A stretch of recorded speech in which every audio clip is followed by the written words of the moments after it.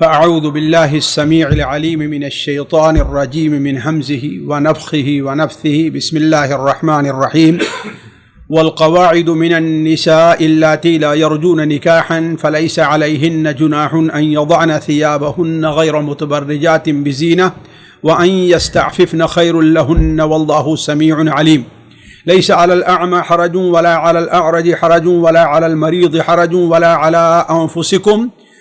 على أنفسكم أن تأكلوا من بيوتكم أو بيوت آبائكم أو بيوت أمهاتكم أو بيوت إخوانكم أو بيوت أخواتكم أو بيوت أعمامكم أو بيوت عماتكم أو بيوت أخوالكم أو بيوت خالاتكم أو ما ملكتم مفاتيحه أو صديقكم ليس عليكم جناح أن تأكلوا جميعا أو أشتاتا فإذا دخلتم بيوتا فسلموا على أنفسكم تحية من عند الله مباركة طيبة كذلك يبين الله لكم الآيات لعلكم تعقلون۔ پیارے بھائیوں اور عزیز بہنوں، السلام علیکم ورحمۃ اللہ وبرکاتہ۔ جیسا کہ یہ بات بار بار گزر چکی ہے کہ یہ صورت اس میں حفظ عصمت کے اصول بیان کیے گئے ہیں۔ انہی اصول میں سے ایک اصول یا ایک قاعدہ ہے کہ عورت پردہ کرے۔ یہ بڑا اہم اصول ہے۔ البتہ ظاہر بات ہے دنیا میں ہر مرد سے عورت پردہ نہیں کر سکتی، دنیا میں ہر عورت پردہ نہیں کر سکتی، اور دنیا میں عورت اپنی ہر چیز کو پردے میں نہیں رکھ سکتی ہے۔ یہ تینوں باتیں ہیں۔ اس لیے اسلام نے اس بارے میں انہیں کچھ سہولیات دی ہیں۔ پہلی سہولت تو یہ ہے کہ انہیں بعض خاص مردوں سے جو پردے کا حکم نہیں ہے، جیسے محارم ہیں، نابالغ بچے ہیں، یا اپنے غلام ہیں وغیرہ، اس طریقے سے۔ اسی طریقے سے ہر چیز کو پردے میں رکھنے کا حکم نہیں ہے، اپنی ہر زینت کو چھپانے کا حکم نہیں ہے۔ وہ زینتیں جن کا چھپانا ان کے لیے مشکل ہو جائے اس کے ظاہر کرنے کی اجازت ہے۔ یہ دو چیزیں ایسی ہیں جن کا ذکر اس سے پہلے آ چکا ہے، یعنی جو زینتیں، جن زینتوں کے اظہار کی اجازت ہے اس کا ذکر ہے، گویا اصل پردے سے یہ چیزیں مستثنا ہیں۔ اسی لیے علماء کہتے ہیں کہ اصل پردے کا جو حکم ہے اس سے مستثنا تین مستثنیات ہیں، تین چیزوں کو اس کا استثناء کیا گیا ہے۔ پہلا تو یہ کہ کچھ زینتوں کے ظاہر کرنے کی اجازت ہے، یا الا ما ظہر منہا سے اس کا استثناء کر دیا گیا ہے، جس کی تفصیل گزر چکی ہے۔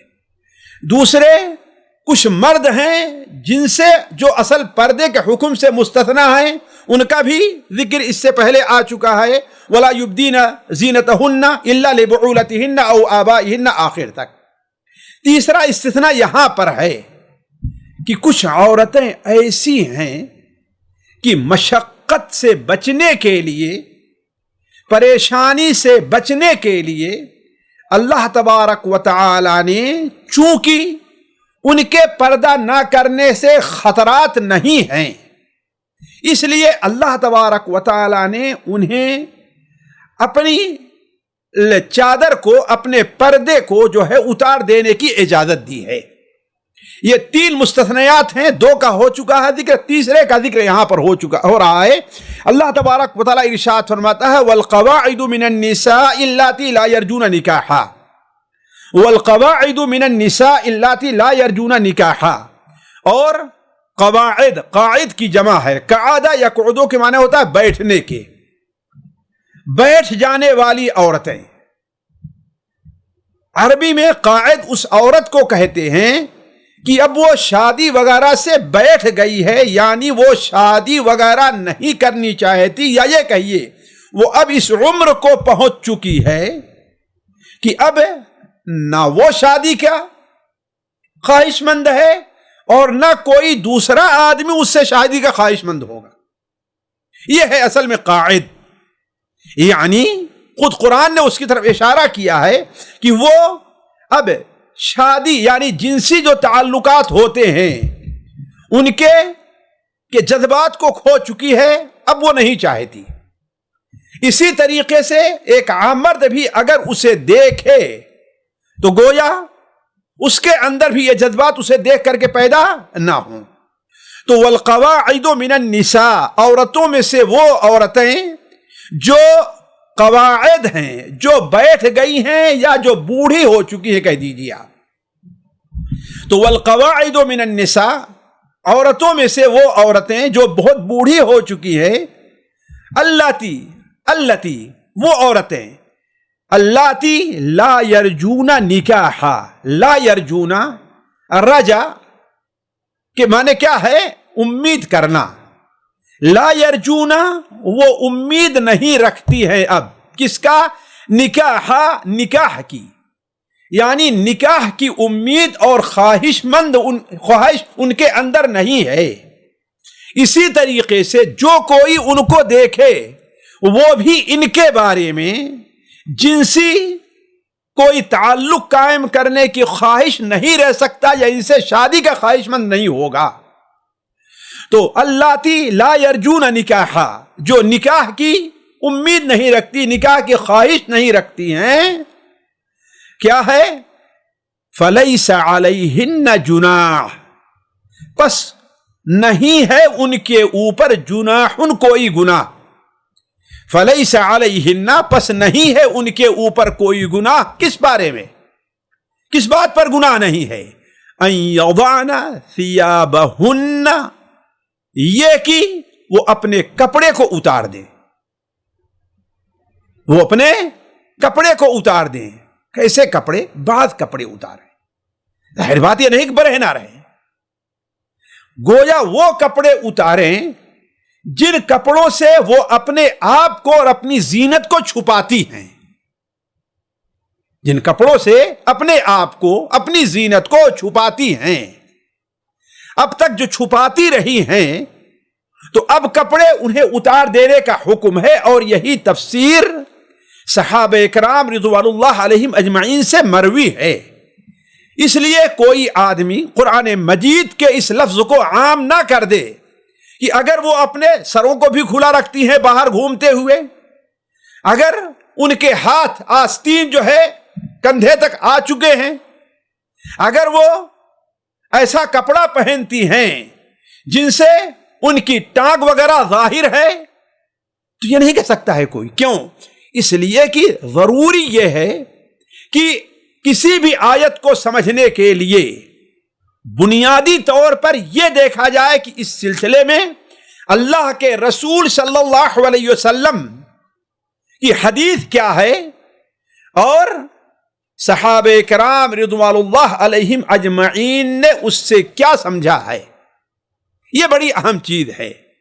تو حضرت عبداللہ ابن عباس، حضرت عبداللہ ابن مسعود رضی اللہ تعالی عنہما سے اس سلسلے میں جو تفسیر مروی ہے وہ کون سا کپڑا ہے؟ الجلباب والرداء.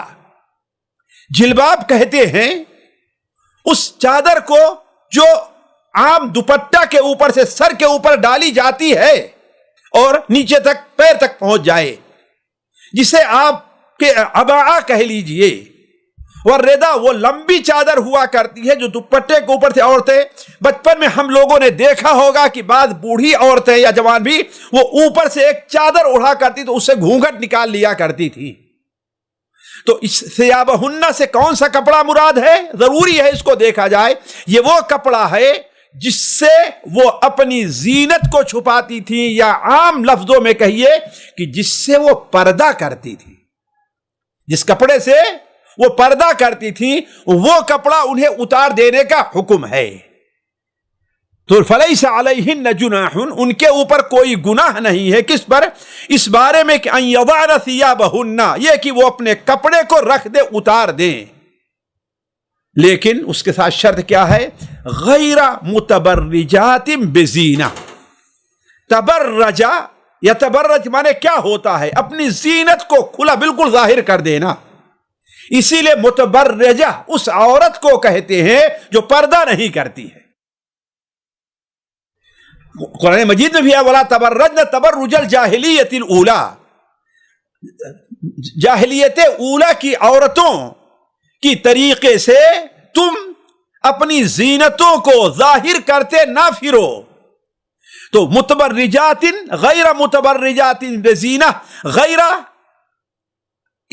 ایسا نہ ہو، ایسا نہ ہو، یا آپ اس کا ترجمہ کر سکتے ہیں کہ ایسا نہیں، یا بشرطے کی کہہ سکتے ہیں غیر متبرجات، ایسا نہ ہو کہ وہ اپنی زینت کو ظاہر کر رہی ہیں، یا اپنی زینت کو ظاہر کیے بغیر اپنے پردے کو رکھ سکتی ہیں، اپنی چادر کو رکھ سکتی ہیں اپنی زینتوں کو ظاہر کیے بغیر.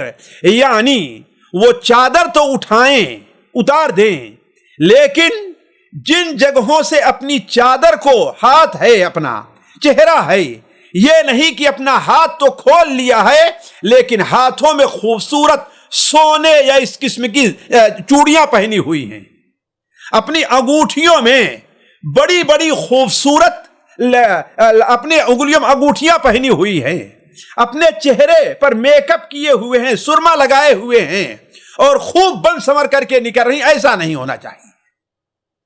تو گویا اللہ تعالیٰ فرمانا فلیس علیہن جناح، نہیں ہے ان کے اوپر کوئی گناہ، ان یضعن ثیابہن، یہ کہ وہ اپنے کپڑے کو اتار دے، غیر متبرجات بزینہ، لیکن زینت کو ظاہر کرنے والی نہ ہوں، اپنے بناؤ سگار، اپنی خوبصورتی کو لوگوں کے سامنے ظاہر کرنے والی نہ ہوں.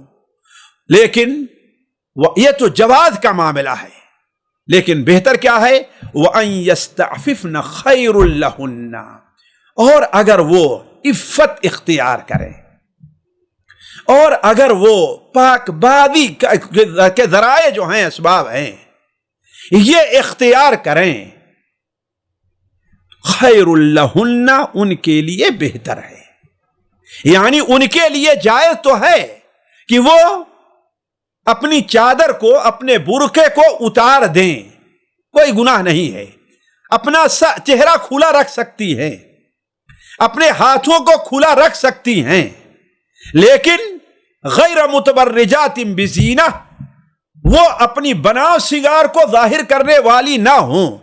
اسی لیے علماء نے کہا ہے کہ اگر کوئی ایسی عورت ہے جو اگرچہ مایوسی کی عمر کو پہنچ چکی ہے، اس عمر کو پہنچ چکی ہے کہ وہ شادی نہیں کرنا چاہتی ہے، لیکن اس کی صحت بڑی اچھی ہے، اس کا چہرہ اتنا خوبصورت ہے کہ پرکشش ہے، اس کی کیفیت ایسی ہے کہ لوگ دیکھ کر کے اس طرف رغبت کرے، دیکھتے رہ جائیں، تو ایسی عورت کے لیے یہ حکم نہیں ہے، وہ اگرچہ مایوسی کی عمر کو پہنچی ہے، اسے اپنا چہرہ چھپانا ہوگا. اس لیے قرآن مجید کیا کہہ رہا ہے؟ غیر متبرجات بزینہ، وہ اپنے زینت کو ظاہر کرنے والی نہ ہوں، لیکن بہتر کیا ہے؟ وَأَن يَسْتَعْفِفْنَ خَيْرٌ لَهُنَّ، اور اگر وہ عفت اختیار کرتی ہے، اگر وہ پردہ کرتی ہیں، احتیاط سے کام لیتی ہیں اس سلسلے میں کہ اگرچہ ان کے لیے جائز ہے لیکن پھر بھی احتیاطی پہلو یہ رکھتی ہے کہ وہ اپنے چہرے کو چھپائیں، اس لیے کہ پتہ نہیں کون کہاں سے کس طریقے سے شیطان درمیان میں دوڑ پڑے، جیسے کہ بعض ایسے حادثات پیش آتے ہیں. یہاں تک کہ ماضی قریب میں بھی لوگوں نے بتایا کہ نانی کسی کے ساتھ نکل جاتی ہے، وہ نانی تھی، اور اس کے یہ بھی نہیں کہ چھوٹے 18 سال 20 سال کے پوتے پوتیاں، ذرا سوچیں کتنی عمر کی تھی. تو ان یستعففنا، جہاں کا ماحول یہ ہو، جہاں صورت حال یہ ہو کہ کوئی بھی نالائق آدمی اس کے بارے میں رغبت کر سکتا ہے اور خود اس کے اندر دین کا اور عفت کے لحاظ کا اور پاکی کا وہ جذبہ نہیں ہے، تو اس کے لیے حکم کیا ہوگا کہ وہ اپنا پردہ کرے. وَأَن يَسْتَعْفِفْنَ خَيْرٌ لَهُنَّ، اور اگر وہ پردہ کرتی ہیں، احتیاط سے کام لیتی ہیں، تو ان کے لیے یہی بہتر ہے.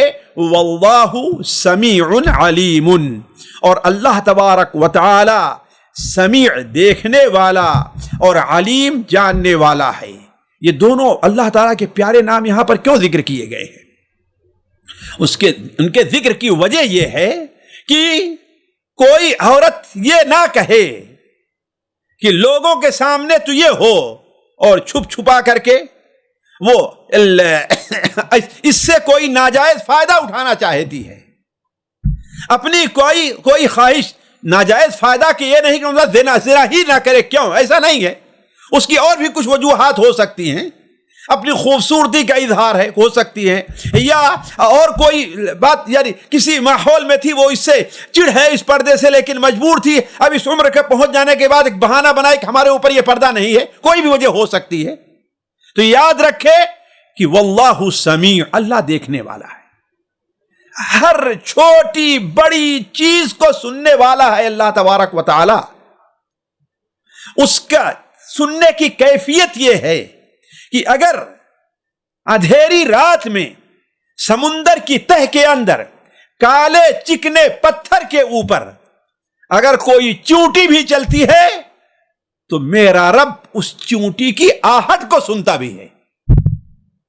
سمیع، تو جو اتنا سننے والا ہے تو کوئی عورت یہ نہ کہے کہ ہاں ہم اپنی حقیقت کو چھپا لے گی۔ وعلیم، اور سننے کے ساتھ ساتھ ہر چیز کا علم رکھنے والا ہے، دل کے جو خطرات اور خیالات ہوتے ہیں وہ علیم بذات الصدور بھی ہے، دلوں کے جو راز ہیں ان کو بھی اللہ تعالیٰ جاننے والا ہے۔ تو کہنا اشارہ اس طرف ہے کہ اگر کوئی عورت بسا اوقات ہوتا ہے کہ بڑی عمر کے ہو جانے کی وجہ سے نظر کمزور پڑ گئی ہے، چلنا مشکل ہوتا ہے، برقع یا چادر بھاری لگتی ہے، بہت ایسا ہوتا ہے عورتوں کے لیے، تو اللہ تبارک و تعالی انہیں اس کی اجازت دے رہا ہے۔ اسی لیے دیکھیں کہ بعض بہت بوڑھی عورتیں ہو جاتی ہیں اور پردہ کرتی ہیں، کچھ لوگ ہوتے ہیں چاہے اس کا قریب ہو اس کے پردے کو سنبھالنے کے لیے ضرورت پڑتی ہے، تو اگر وہ فعلاً حاجت مند ہے اور اگر ایسا کرتی ہے تو اس کے لیے جائز تو ہے، لیکن اس بات کو ہمیشہ دھیان میں رکھے کہ اس کی نیت کیا ہے اور اس کے عوض میں وہ کیا حرکات کر سکتی ہے۔ اللہ تبارک و تعالیٰ یہ ساری چیزیں سننے والا اور جاننے والا ہے۔ یہ آخری آیت سمجھ لیجئے اس سلسلے میں ہے جو عورتوں کے پردے سے متعلق بیان کی گئی، اس لیے اس سے ہم دیکھیں کہ ہمیں چند جو فائدے ہوتے ہیں اس کے اوپر ایک ہلکی سی نظر ڈال کر کے تب ہم اگلی والی آیت کی طرف چلتے ہیں۔ دیکھیے، پہلا فائدہ تو یہ ہوا کہ کوئی بھی بڑی عمر کی عورت ہے، یعنی بڑی عمر کی عورت ہو، اس عمر میں 45، 50، 55 یہ سب عورتیں میں سمجھتا ہوں کہ نہیں آئیں گی، اس لیے کہ ان کی طرف لوگوں کی رغبت ہوتی ہے۔ یہ اس عمر کے ہیں، اولاً تو ان کی مایوسی کی عمر کو پہنچ چکی ہیں اور اتنی کمزور ہو چکی ہیں کہ ان کو دیکھ لینے کے بعد انسان کے دل میں ان کے لیے احترام کا جذبہ تو پیدا ہوگا، لیکن کسی غلط ارادے کا جذبہ ان کے بارے میں پیدا نہیں ہوگا۔ تو ان کے لیے جائز ہے کہ وہ اپنے پردے کو اتاریں، لیکن علماء کہتے ہیں کہ قرآن مجید میں اللہ نے اس کے لیے 3 شرطیں رکھی ہیں۔ پہلی شرط یہ ہے کہ وہ مایوسی کو پہنچ چکی، دوسری شرط ہے کہ شادی اور اس سے متعلقہ امور سے دلچسپی ختم ہو چکی ہو، ان کے شادی یا اس سے متعلقہ امور جو ہوتے ہیں ان سے دلچسپی کیا ہے، ختم ہو چکی ہو۔ اگر یہ دلچسپی باقی ہے خود ان کے اندر یا انہیں دیکھنے کے وجہ بعد کسی کو، تو یہ حکم ان کے اوپر نہیں لگے گا۔ اور تیسری چیز یہ ہے کہ وہ بالکل سادگی کی زندگی اختیار کریں، سادگی کا لباس ہو، زیب و زینت سے آراستہ نہ رہے کہ دیکھنے والا ان سے یہ سمجھے کہ ہاں یہ بھی کچھ غلط جذبات اپنے اندر رکھتی ہے۔ اسی طریقے سے دوسرا فائدہ جس کی میں وضاحت کر چکا ہوں کہ کپڑا اتارنے سے برہنہ ہونا مراد نہیں ہے، کپڑا اتارنے سے جسم کے ان اعضاء کا ظاہر کرنا مقصود نہیں ہے جن اعضاء کو اپنے محارم کے سامنے بھی ظاہر نہیں کیا جا سکتا ہے، جیسے گلا ہے، پیٹ کا کچھ حصہ ہے، پیر کا اوپر تک کا حصہ ہے، آستین جو کلائی سے اوپر کی ہو، یہ جو چیزیں ہوتی ہیں یا اتنا تنگ لباس ہو کہ جسم کا اتار چڑھاؤ جائز ہو، یہ چیزیں قطعاً جائز نہیں ہوگی، بلکہ جو مراد ہے کپڑا اتارنا وہ کپڑا ہے کہ جس کپڑے سے اپنے ظاہری زینت کو چھپایا کرتی ہیں، جیسے چہرہ ہے یا جو خوبصورت کپڑے وہاں رہا کرتے ہیں، لیکن مکمل پردہ کرنا ان کے لیے اس حال میں بھی بہتر ہوگا۔ یہیں سے علماء نے ایک فائدہ اور قاعدہ یہ بھی لیا ہے کہ اللہ تعالیٰ نے بندوں کو جن اعمال کا حکم دیا ہے ان اعمال کے میں اور خود اعمال کرنے والوں میں فرق مراتب ہے، فرق مراتب خود آپ اللہ نے کیا بھائی وَإِن يَسْتَعْفِفْنَ خَيْرٌ لَهُنَّ، گویا اگرچہ یہ جائز ہے لیکن عفت اختیار کرنا ان کے لیے کیا ہوگا؟ زیادہ بہتر ہوگا۔ یہیں سے ایک مفہوم یہ بھی نکلتا ہے کہ جو عورتیں اس عمر کو پہنچی نہیں ہیں، جوان عورتیں ہیں، ان کے لیے پردہ کرنا واجب ہے۔ اس لیے رخصت کا معنی کیا ہوتا ہے کہ جن کی یہ حالت نہیں ہوگی کہ بہت بوڑھی ہو چکی ہیں، انہیں اب شادی اور اس سے متعلقہ چیزوں سے کوئی دلچسپی نہیں ہے، وہ زینتوں کو ظاہر نہیں کر رہی ہیں، تو ان کے لیے اجازت ہے۔ تو وہ عورتیں جو اس حکم میں نہیں آتی ہیں گویا ان کے لیے پردہ کرنا ضروری ہے اور واجب ہے۔ اسی طریقے سے اگر وہ ایسی عورتیں ہیں جن کے بارے میں یہ حکم ہو رہا ہے، اگر وہ پردہ نہیں کرنا چاہتی تو ان کے لیے خوبصورت لباس پہننا اور زینت کے جو چیزیں ہوا کرتی ہیں ہاتھ میں یا چہرے وغیرہ پر یا جو گلے وغیرہ پر رہتا ہے وہ پہننا پھر ان کے لیے جائز نہیں ہوگا۔ اور ایک فائدہ علماء نے یہاں بھی کیا ہے کہ آپ شروع سے لے لیجئے، عورتوں کے لیے تو یہ استثناء ہے کہ جب بوڑھی ہو جائیں تو وہ پردہ نہ کریں، لیکن مردوں کے لیے کہیں بھی نہیں آیا ہے کہ وہ بوڑھا ہو جائے تو عورتیں اس سے پردہ نہ کریں، یہ کہیں نہیں آیا ہے۔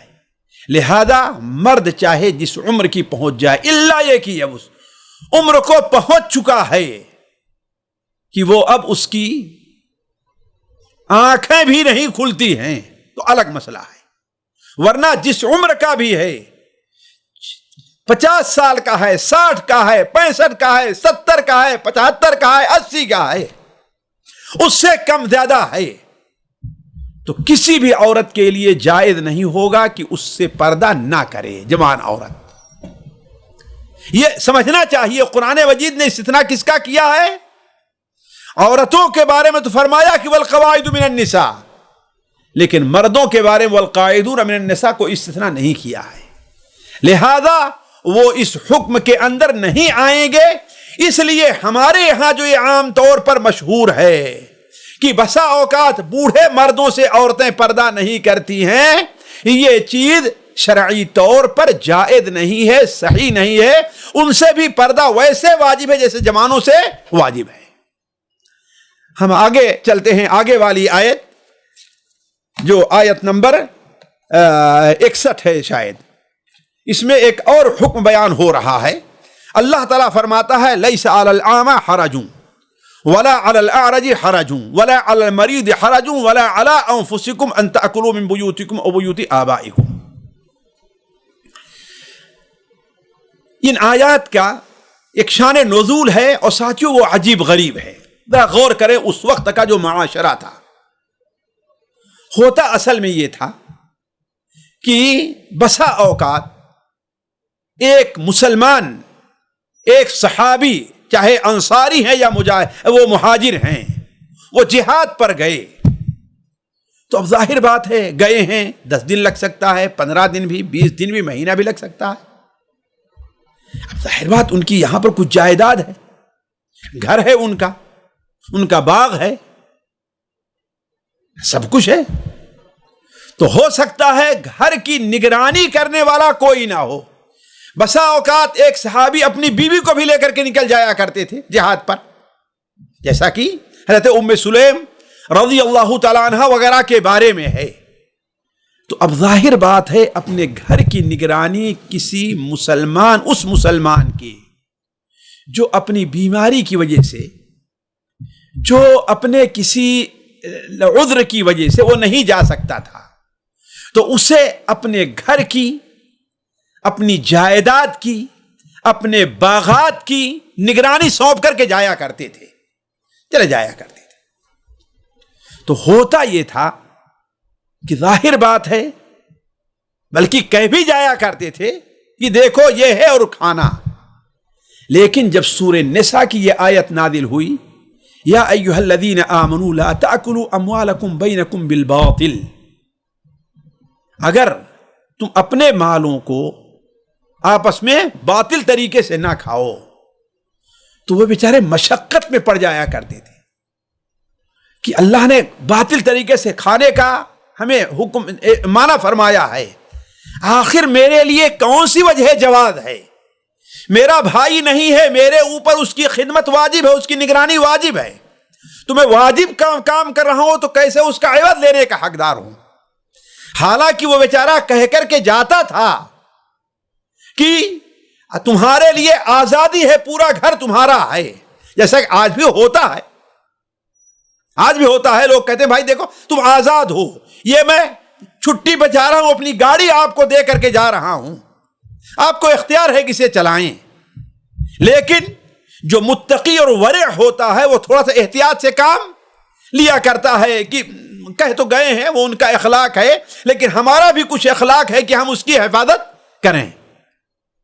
تو وہ لوگ کہہ کر کے جایا بھی کرتے تھے، پھر بھی وہ لوگ کھانے میں وہاں سے لینے میں احتیاط سے کام لیتے تھے، اور اگر بسا اوقات غریب ہوئے تو مشقت میں پڑ جایا کرتے تھے کہ اپنے کی بھی نگرانی کرنا ہے، ان کے بھی بسا اوقات کھانے کے ان کے لالے پڑ جایا کرتے تھے، یہ پریشانی ہوا کرتی تھی۔ اسی طریقے سے ان دنوں میں بعض ایسے بھی واقعات پیش آئے کہ جو بیچارے اللہ تعالیٰ انہیں نابینا کر دیا ہے، اللہ تعالیٰ نے انہیں کسی جنگ میں یا کسی وجہ سے انہیں لنگڑا کر دیا ہے، یا وہ بیمار ہیں، وہ جہاد پر نہیں جا سکتے، محنت اور مشقت اور مزدوری نہیں کر سکتے ہیں، تو انہیں یہ ہوتا تھا کہ آخر اب ہم کما نہیں پا رہے ہیں تو ہم اپنے بھائی، پہلے تو ہمیں دے دیا کر لے لیتے تھے، لیکن اب چونکہ شریعت ہمیں عفت اور پاک بازی کا حکم دیتی ہے اور اپنے ہاتھ سے کمانے کا دیتی ہے، تو اب ایسے لوگوں سے کچھ لینے میں وہ عار محسوس کرتے تھے، دوست ہی کیوں نہ ہو، رشتہ دار ہی کیوں نہ ہو۔ ایسے کچھ حادثات پیش آئے، اور ایسی روایات صحیح سند کے ساتھ مائی عائشہ رضی اللہ تعالیٰ عنہ، عبد العباس، ان لوگوں سے مروی ہیں جو تفسیر طبری وغیرہ کے اندر یہ چیز یہ روایات پائی جا رہی ہیں۔ ایسے موقع پر اللہ تبارک و تعالیٰ نے یہ آیات نازل فرمائی۔ ساتھیوں، میں سوچ رہا تھا کہ اولاً تو دیکھیے کہ یہ لوگ جن کے دل میں یہ جذبہ تھا، ان کا ایمان سبحان اللہ کتنا صاف ستھرا اور پختہ تھا، وہ ایک چیز۔ دوسری چیز، اللہ تبارک و تعالیٰ کو بھی کہ ان کے جذبات کی کتنی قدر تھی، کہ اللہ تعالیٰ نے دیکھا کہ ان کی یہ کیفیت ہے، تو اللہ تبارک و تعالیٰ قرآن مجید میں آیت نازل کر کے، یہ نہیں کہ اپنے نبی سے بتا دیا ہو، نبی کی زبان نہیں، اللہ تعالیٰ قرآن مجید میں آیات نازل کر کے ان کی قدر کرتے ہوئے، تو تمہارے بارے میں ہم قرآن میں آیات نازل کر رہے ہیں کہ اللہ تعالیٰ کو ان کی قدر۔ ظاہر بات ہے صحابہ اکرام کا جو پاک گروہ تھا وہ اس لائق تھا کہ اس کی اتنی قدر کی جائے، تو اس موقع پر یہ آیت نازل ہوتی ہے۔ اب اس آیت کا ترجمہ اور اس کا مفہوم سنیے۔ اللہ تعالیٰ ارشاد فرماتا ہے کہ لیس علی الاعمی حرج، نہیں ہے اعمی اندھے پر حرج، نہیں ہے اندھے پر کوئی حرج۔ اعمی جانتے ہیں کس کو کہتے ہیں؟ جو دونوں آنکھوں سے کیا ہوتا ہے؟ نابینا ہوا کرتا ہے۔ اس کے خلاف اعور جو ہوا کرتا ہے وہ کانا، جسے ہماری زبان میں کہتے ہیں کہ ایک آنکھ اس کی بگڑی رہتی، خراب رہتی، گئی رہتی ہے، تو یہاں مراد کون ہے؟ اعما. لیس علی الاعما حرج. حرج کے معنی کوئی حرج نہیں ہے، کوئی گناہ نہیں ہے. تو اعما پر کوئی حرج نہیں ہے. ولا علی الاعرج حرج، اور نہ ہی لنگڑے پر کوئی گناہ ہے. ولا علی الاعرج حرج، اور نہ ہی لنگڑے پر کوئی گناہ ہے. ولا علی المریض حرج، اور نہ ہی مریض پر کوئی گناہ ہے. گویا ان تینوں جو معذور ہو سکتے ہیں اور بھی اس قسم کے، ان کے لیے یہ اجازت دی جا رہی ہے. تو لیس علی الاعمى حرج، نہیں ہے نابینا پر کوئی حرج، نہیں ہے لنگڑے پر کوئی حرج، نہیں ہے بیمار پر کوئی حرج. ولا علی انفسکم، اور نہ ہی تمہارے اوپر کوئی حرج ہے. خود تمہارے اوپر اگرچہ تم نابینا نہیں ہو، لنگڑے نہیں ہو، بیمار نہیں ہو، تمہارے اوپر بھی کوئی حرج نہیں ہے. کس بارے میں؟ ان تأکلوا من بیوتکم، یہ کہ تم کھاؤ اپنے گھروں سے، اپنے گھروں سے، اپنا جو گھر ہے وہاں سے کھاؤ. او بیوت آبائکم، یا اپنے باپوں کے گھروں سے. باپوں میں کون ہیں؟ والد ہے، دادا ہے، پردادا، اوپر تک چلے جائیے. اور نہ اپنے باپوں کے گھروں سے. او بیوت امہاتکم، یا اپنی ماؤں کی گھروں سے. اور ماؤں سے مراد نانی بھی ہوگی اور اس سے اوپر بھی چلے جائیں گے. ماؤں کی گھروں سے. او بیوت اخوانکم، یا اپنے بھائیوں کے گھروں سے. سگا بھائی ہے، ماں-زاد بھائی ہے، باپ-زاد بھائی ہے، کوئی بھائی بھی ہے، لیکن چچا-زاد بھائی نہیں آ رہا ہے اس میں، اس لیے اس کو بھائی نہیں کہتے. یہ ہماری اپنی اصطلاح ہے. بھائی کو حق کی شرعی اصطلاح میں وہ بھائی نہیں ہے. تو تمہارے اوپر کوئی گناہ نہیں ہے کہ تم کھاؤ اپنے گھروں سے، اپنے باپوں کے گھروں سے، اپنی ماؤں کے گھروں سے، اپنے بھائیوں کے گھروں سے. او بیوت اخواتکم، یا اپنی بہنوں کے گھروں سے. لیکن یہ بات واضح رہے کہ اللہ تعالیٰ فرما رہا اپنی ماؤں کے گھروں سے. گویا گھر ان کا ہو، اپنا ملکیت ان کی ہے، جو کچھ وہاں پر ہے ان کی اپنی ملکیت ہے. اور اگر وہ کسی دوسرے کے عقد میں ہیں، دوسرے کے گھر میں رہ رہی ہیں، شوہر ان کا کوئی ہے، اجازت نہیں دیتا ہے، تو کیوں؟ اس لیے کہ ان کا گھر نہیں ہے. ایسے ہی بہن کے بارے میں بھی لے لو کہ آپ کی بہن کا گھر ہے، بہن کی ملکیت ہے. کھانے پینے کی چیزیں جو ہیں وہ اس کی اپنی ہیں. لیکن اگر وہ شوہر والی ہے، شوہر کے ساتھ اس کے گھر میں رہ رہی ہے، تو ایسی صورت میں شوہر کی اجازت ضروری ہے، جیسا کہ یہ تفصیل فوائد کے اندر میں رکھوں گا آپ کے سامنے. لیکن یہاں پر ایک بات اور بتا دوں. اللہ تعالیٰ نے فرمایا کہ اپنے گھروں سے کھاؤ، اپنے باپوں کے گھروں سے کھاؤ، اپنی ماؤں کے گھروں سے، اپنی بہنوں کے. بیٹوں کا ذکر ہی نہیں کیا، بیٹے اور بیٹیوں کا. جبکہ بھائیوں کے مقابلے بیٹے اور بیٹیاں کیا ہیں؟ زیادہ قریب ہیں.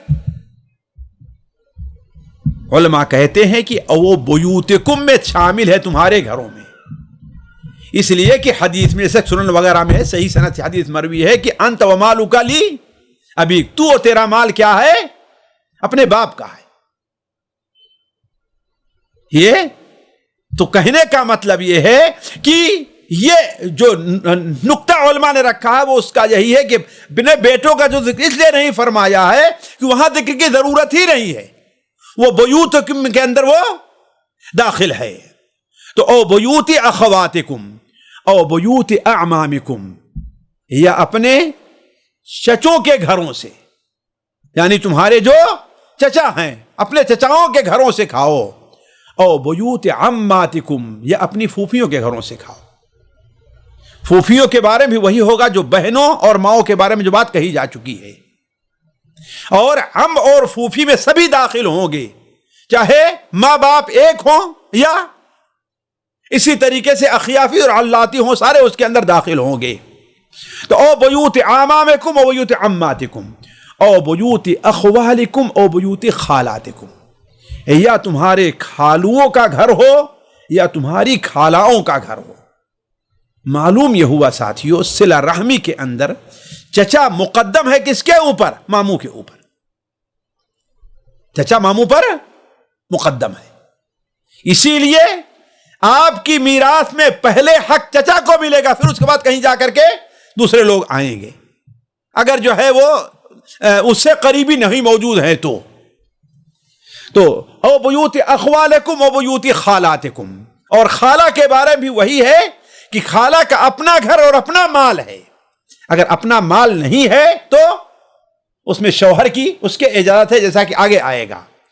او ما ملکتم مفاتحہ، یا وہ گھر جس گھر کی چابی کے تم مالک بنے ہو۔